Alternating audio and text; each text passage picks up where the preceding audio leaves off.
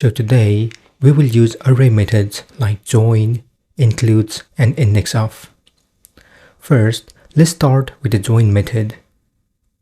This method is used to join all elements of an array into a single string. This method concatenates the elements of an array, separating each element with a specified separator. If no separator is provided, the default separator is a comma. For example, I have a fruits array with 3 elements.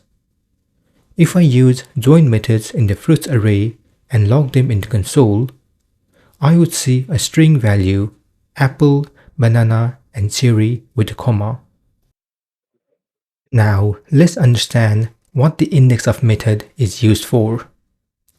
It is used to find the index number of a specified element within an array.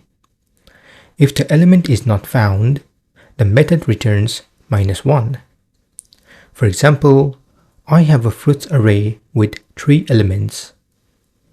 If I use the IndexOf method and add banana inside the search element, since banana has index number of 1, it shows 1 as a result.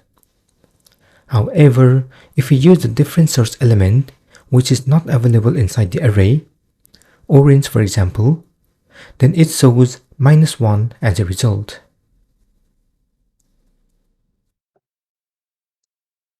Finally, let's understand what includes method is used for. It is used to determine whether an array contains a specified element. It returns true if the element is found and false if the element is not found. Again, I will use the same fruits array with 3 elements to take the example. If I use the includes method and add banana in the search element, since the fruit array contains banana element, it returns true. However, if I add orange in the search element, and since the fruit array does not contain an orange element, it returns false. Now, let's do a simple project where we will apply all these 3 methods. In this project, we will add all our products in an array. It then allows us to search for the product. If I search for an apple, and if it is available, it says, yes, we have an apple. It's number 1 in the list. However, if I search for any other product, let's say ginger, which is not available in the array, it says, sorry, we do not have ginger. If you just click OK or cancel, it should show all the product lists which are in stock. Now let's get started. I have an in-stock array with list of all products.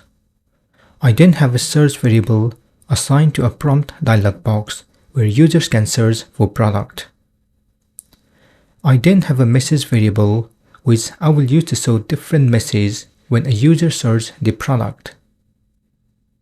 If the product is available when a user searches, we need to show the message.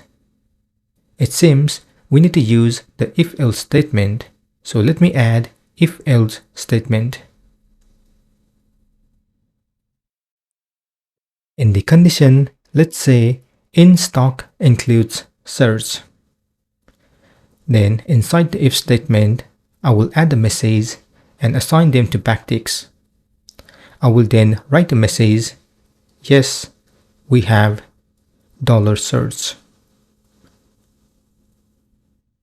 In the else statement, I will add a message, sorry, we do not have $search. To show the message in the main tag, I will use document.querySelector.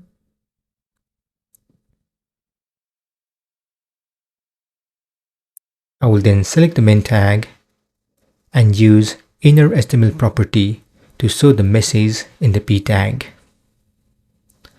Let's take the preview. If I search apple, it says, yes, we have apple.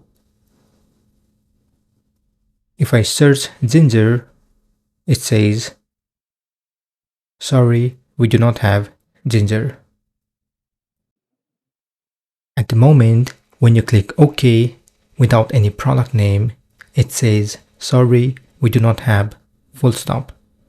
And when you click cancel, it says, sorry, we do not have null. This does not look right. To fix them, I will change if statement to else if. And I will add if statement at the top.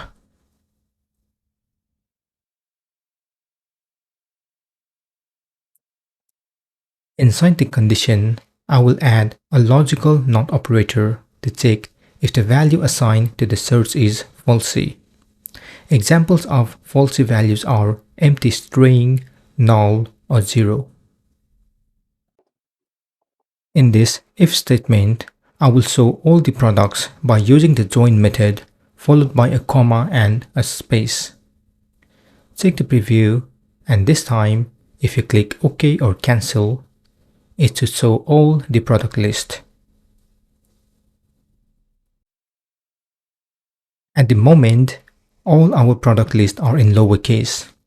If I search for a product with uppercase or first letter as a capital letter, it does not show the product because the includes method is case sensitive. To fix them, we have to use either two lowercase or two uppercase method in search. So let me use the two lowercase method. If I try again,